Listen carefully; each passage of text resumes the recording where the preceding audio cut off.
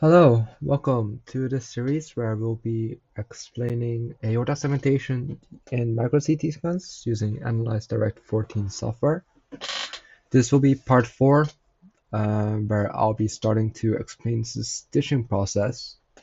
And of the stitching process, I'll be making 3 different videos for 3 different situations in which you can use stitching. This is part 1, and part 1 will be talking about stitching before you've done any segmentation. And for this, I will be loading in the 72mm field of view bottom dataset. Bottom, and then the VOX calculated. There we go. We are going to subregion it, even though you don't have to for stitching, but we're going to do it anyways. Find the borders again, 120 if I'm correct. And then change this to 275. There we go. And then we load in the volume. Now the idea behind stitching is that you want to... Oh wait, let me pre-process this first too. Spatial filter, median, 3x3x3 kernel size, process volume, a histogram, preserve, widen it, and that looks good. Save, save, exit, exit without saving. So the idea is that you want to kind of attach them together into one single file.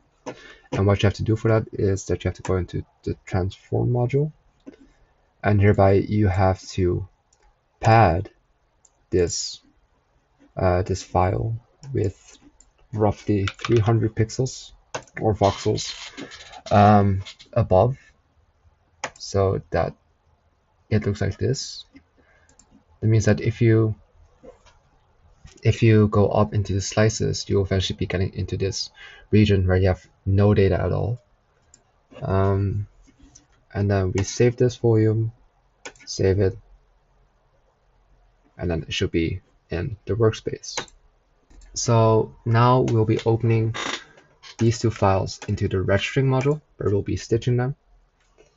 Now the registering module is split up between 3 different sections. Here on the left side, we have our registering options between 3 different types, between 2D, 3D, and 4D images. Since these two are both 3D images, the only option that is available is 3D. And underneath that, you have all the different automatic registering options.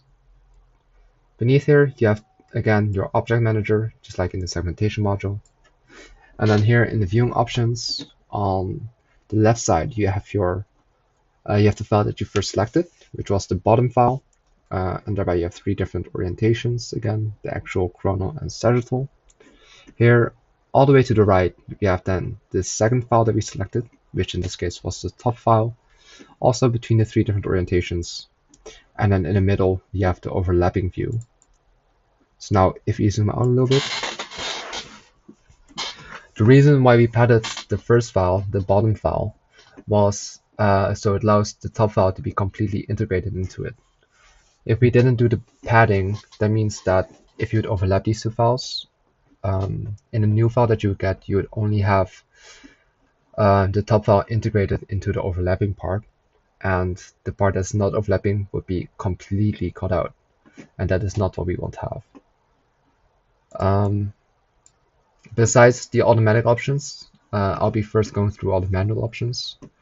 Very simply, that if you just click on this file and you drag it around, you can move it, and that means you can also move it over the fuse view.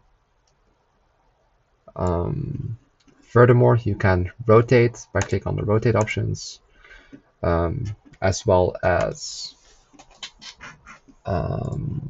you can furthermore also adjust the scale, but that won't be necessary since they're both in the same scale. Now, the most quickest and easiest way to register them is by making use of automatic thresholding. the automatic registering options. We can do this first by doing the threshold option. And again, this is intensity based. So what we want to do is in both files, we want to make sure that the thresholding is around the same value so that it can align properly. And how you can do that is by looking over the same slices or roughly the same objects and see if the thresholding overlaps. Besides that, what you can also do is doing the match sample region. You can check this box, show regions, and thereby you can reduce the region where you want to have the overlap that matches. And in this case, since the matching only happens between, let's see, it only happens between the bottom part of this file, we may want to make sure that only that part is selected. Now, if you try to do the register, click on register, and you can see that it registers properly. Save registered, can click on fused, save fuse into the workspace.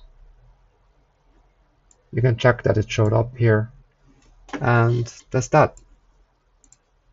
Now, if you go into the display file, let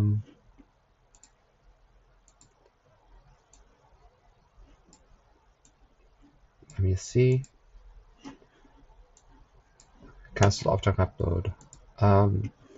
Hereby, we can see that this one is now completely registered and you have perfect overlap between the top file and the bottom file.